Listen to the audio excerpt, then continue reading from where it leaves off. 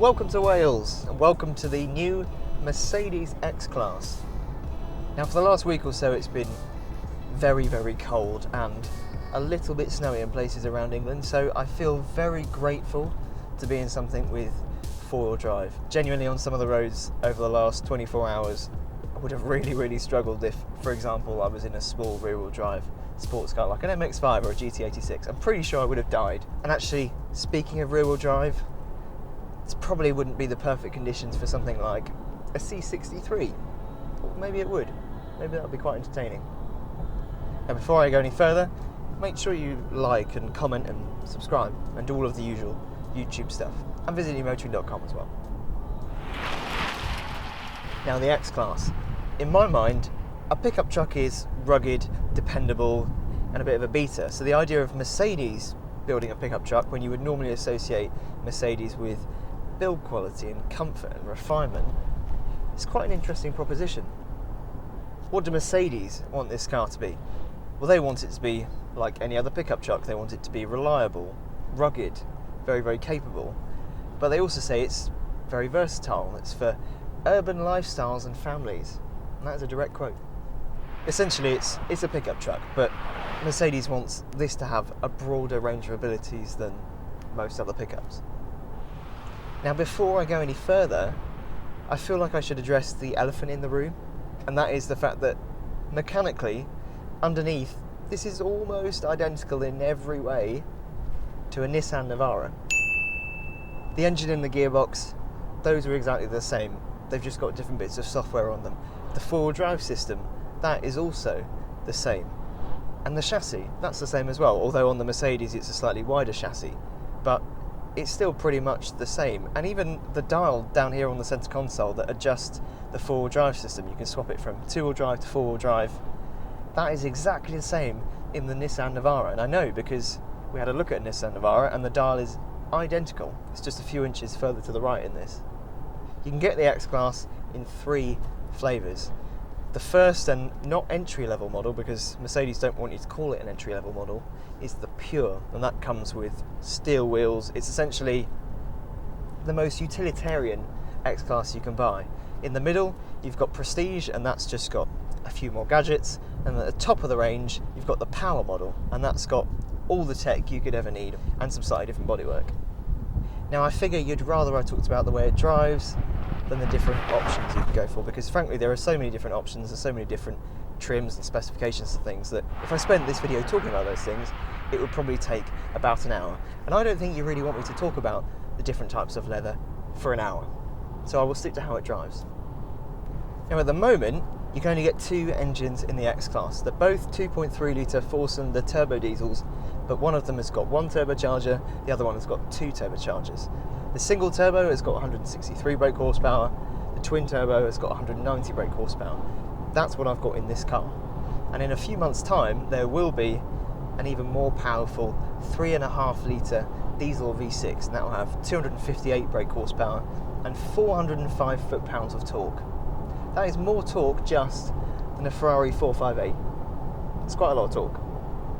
The standard gearbox is a 6-speed manual gearbox, and you can option a 7-speed automatic, but as soon as you go for the Power model at the top of the range, you get that 7-speed automatic anyway. This is a Power model, so it's top of the range, it's got everything you'd ever want, and so it's got that 7-speed automatic gearbox. And the gearbox itself is okay, it's perfectly acceptable once you get going, but below 40-50 miles an hour, sometimes it's just a bit slow. It doesn't change gear when you want it to. And I wonder whether that's just software, whether that's because as an off-roader you don't want it to be changing its mind all the time, but as a road car, I'd rather it was a bit more decisive and change gear slightly earlier. The steering is absolutely fine really, but what takes some getting used to is that because this is a pickup truck, the steering is heavier than you might imagine and also slower than you might imagine, but it goes with the territory. It's a pickup truck, and if it had light, darty steering, I think that would feel pretty out of character and just a bit weird. So heavy, slow steering actually suits this car perfectly. The suspension in this car, although it's a little jiggly over some kind of poor surfaces when you're going quite quickly, you can feel the movement, the give in the suspension and the give in the tyre, and actually it's really comfortable. You can drive over potholes and things that normally would shake other cars to pieces, and you would really know that you'd hit a pothole. Whereas in this, I drove over a pothole earlier on. It's quite a deep pothole, just didn't know it was there. As for the brakes, the X-Class gets ventilated discs all the way around as standard, which is something that most other pickup trucks, in fact possibly all pickup trucks that are currently on sale in the UK, don't get as standard. But how does it handle going off-road? How does it handle when you're on the old farm and you need to get on a muddy path? A pickup truck would be fairly pointless if it was only good at being on the road as opposed to in mud or snow or rocks. Well, thankfully, I'm delighted to say that it can definitely handle going off-road. It's got all the mechanical off-road tech that you would need. You can switch it between four-wheel drive, two-wheel drive. It's also got things like hill descent control.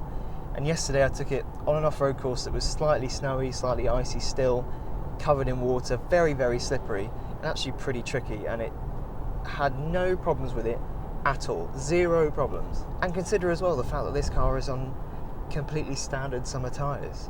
It's not even on winter tyres, and yet it just gobbled up the off-road course. It is really impressive, genuinely really impressive.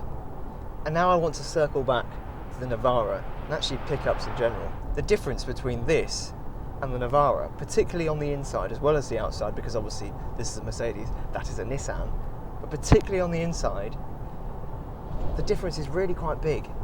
It does feel more premium. It does feel like it's been finished to a much higher standard. Does it feel like a Mercedes?